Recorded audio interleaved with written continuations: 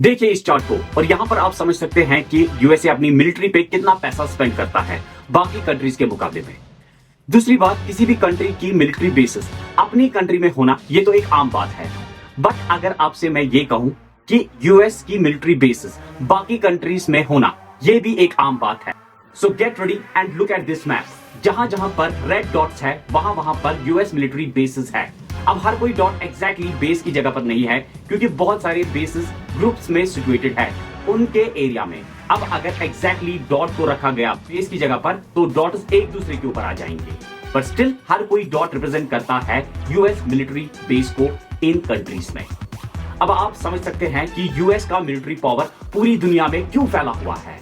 And कुल मिलाकर 800 के आसपास के बेसिस है यूएसए के पूरी दुनिया में। सबसे ज्यादा बेसिस पूरी दुनिया में यूएसए के ही है, बाकी कंट्रीज के भी बेसिस है लेकिन यूएसए के बहुत ज्यादा है। ये बेसिस बहुत ही ज्यादा आसान बना देते हैं यूएस मिलिट्री के लिए टू लॉन्च ऑफेंसिव वॉर्स, जैसे कि वॉर्स इन इराक, वॉर्स इन अफगानिस्तान। ये वॉर्स लॉन्च करना बहुत ज्यादा आसान होता है यूएसए के लिए क्योंकि उन्होंने एक ह्यूज इंफ्रास्ट्रक्चर बेसिस का बनाया हुआ होता है।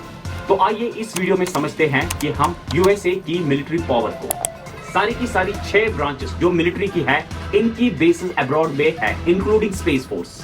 सबसे ज्यादा बेसिस जापान में है जो कि 55,000 ट्रूप्स को होस्ट करता है। फिर उसके बाद जर्मनी में, साउथ कोरिया में 26,000, अफगानिस्तान में 2 डेकेड्स तक 1 लाख मिलिट्री पर्सनल थे, तो वो हट चुके हैं तालिबान के राइज होने के बाद। जर्मनी में 181 बेसिस साइट है, जापान में 122, साउथ कोरिया में 83, इटली में 50। देशों के अलावा Aruba, Bahrain, Cuba, Djibouti, Ethiopia, Honduras, Iraq, Jordan, Kenya, Liberia, Marshalls, Norway, Oman, Philippines और भी कुछ जगहों पर बेसिस प्रेजेंट है। इजराइल एंड सऊदी अरेबिया में सिक्रेटिव बेसिस है। कुछ बेसिस है जो Turkey, Iraqi, Kurdistan, UAE, Gulf of Oman के इर्द गिर्द है। Kuwait, Bahrain, Syria, Saudi Arabia and Iraq में प्रोमिनेंट प्रेजेंस रखी है। और सितंबर 11, 2001 के टेररिस्ट अटैक के बाद यूएसए ने number of military bases Africa में इंक्रीज कर दिए हैं।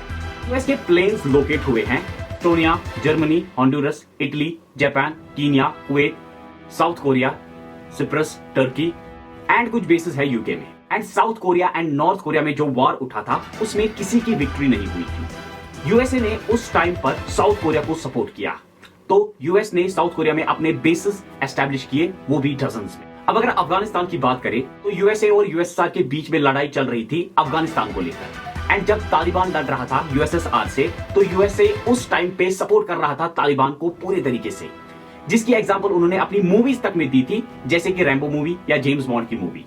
पर जब 9/11 का ब्लेम उसामा बिन लादेन पर लगाया गया और तालिबान को हैंड ओवर करने को कहा उसामा बिन लादेन को, तो तालिबान ने जब कहा कि 9/11 में उसामा बिन लादेन का हाथ है, इसका आप हमें सबूत दीजिए, जिसका सबूत यूएसए ने देने से बिल्कुल इनकार कर दिया था। फिर यूएसए ने अफगानिस्तान में फिर अपनी मिलिट्री इलीगली घुसा दी एंड बेसिस बना दिए वहां पर फिर धीरे धीरे तालिबान का राइज और हुआ एंड वहां पे यूएसए मिलिट्री को निकालना पड़ा। अब अगर 1990 की बात करें, जब सद्दाम हुसैन ने कुवैत को इन्वेड किया एंड फिर उसकी नजर सऊदी अरबिया पर थी एंड सऊदी अरबिया को अब अटैक से बचाने के लिए एक कोलिशन ऑफ फोर्स भेजी जाती है अमेरिका के जरिए से एंड फिर कुवैत में यूएस मिलिट्री बेसिस बना लेते हैं।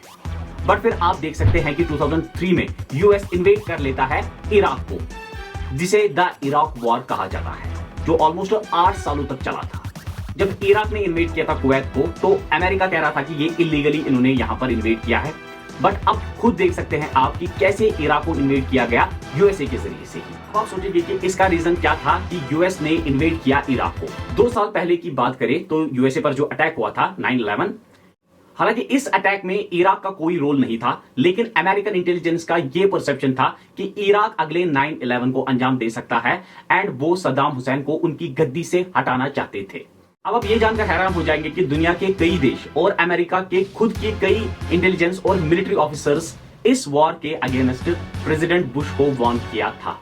यूएन इस इराक वॉर को यूएन चार्टर और इंटरनेशनल लॉ के खिलाफ कहता है, बट फिर भी US operation Iraqi freedom launch करता है एंड फिर यूएस एयर स्ट्राइक्स लॉन्च कर देता है इराक पर। अब यूएस इराक में तो घुस गया था ये कहकर कि वहां पर weapons of mass destruction present है, लेकिन शॉकिंग बात यह है कि वहां पर कोई भी वेपन ऑफ मास डिस्ट्रक्शन मिला ही नहीं एंड बहुत सारे मासूम लोगों की जान चली गई इस वॉर में। बाय 1945 जो यूएस था वो बिल्ड कर रहा था 112 foreign bases a month, and in the span of only 5 years US grew the first empire of bases in the world. David Burn, जिन्होंने यहाँ पर इन मिलिट्री बेसिस पर एक बुक भी लिखी है, वो कहते हैं कि यही वो वक्त था जब हमें देखने को मिला कि यूएस एक नया अनप्रेसिडेंटेड काइंड ऑफ एम्पायर बन गया और इंडीड एक sign of transferring of imperial power from British empire to US empire. By the end of Cold War, 1600 bases 1989 में थे 40 कंट्रीज एंड कॉलोनीज में। फिर 2021 में 750 बेसेस है बट 80 कंट्रीज में। आप देख सकते हैं कि बेसेस तो कम हो चुके हैं लेकिन कंट्रीज बढ़ चुकी है।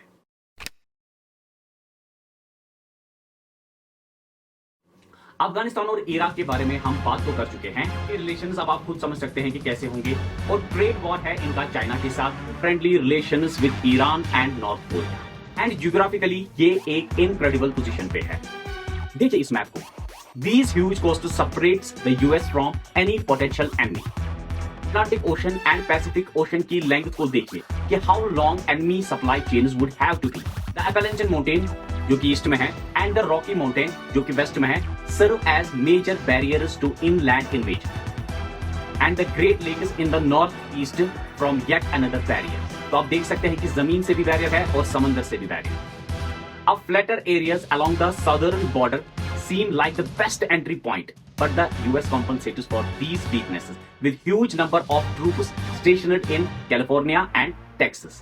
यानी कि जहां पर कमजोरी थी वहां पर इन्होंने अपने मिलिट्रीज घुसा दी है। तो अब आप खुद समझ सकते हैं कि यूएस को क्यों नहीं इन्वेड किया जा सकता है, उसकी इस लोकेशन की वजह से एंड उसकी इस मिलिट्री पावर की वजह से।